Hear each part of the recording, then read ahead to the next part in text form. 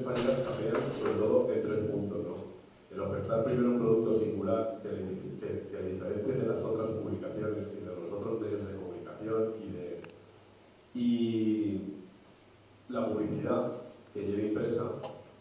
que es un sustento económico muy importante, y sobre todo el cliente o comprador que va al kiosco a tener esa revista o esa publicación porque la quiere almacenar, un poco la vocación de Manolo Sanchís y de otros, ¿no? De tener para la historia. Yo creo que todo lo que se edita en papel tiene una vocación de historia, y por eso los que producimos esas publicaciones tenemos que tener esa responsabilidad de que vamos a legar para el futuro lo que ocurrió tal año, en tal momento, en tal plaza, y tenemos que ser cuidadosos porque son fuentes de consulta para el futuro de todos los investigadores o de falleros del futuro que quieran saber cómo fueron cómo fueron los años falleros que a nosotros nos ha tocado contar de alguna manera, ¿no? O sea que tenemos un poco la vocación histórica, yo al menos me lo tomo de esa manera, de no informar por informar, sino informar con cuidado, cuidando la noticia,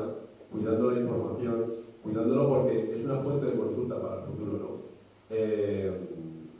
Cada una de nuestras publicaciones tiene una vocación, y yo creo que entre todas sumamos un poco el arcoíris de lo que es la fiesta de las fallas actualmente. No somos competencia entre nosotros, sino que somos complemento.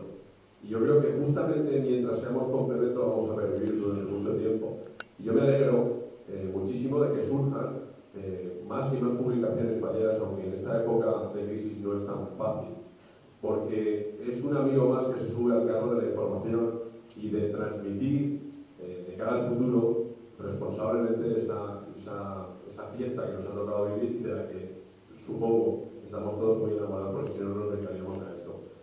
Yo, desde luego, mi caso personal no es el valor mercantilista que le pueda sacar a la dirección del turista, sino es una vocación festiva, fallera que llevo dentro de mí, porque os aseguro que sacarle rentabilidad presupuestaria, digámoslo así, a la dirección no es mi intención, sino más bien poder contar, tener un canal mediante el cual expresarme o hacer que se publiquen determinadas cosas que a mí me gustaría leer. Entrevistas a artistas falleros, historia de las fallas, fallas míticas,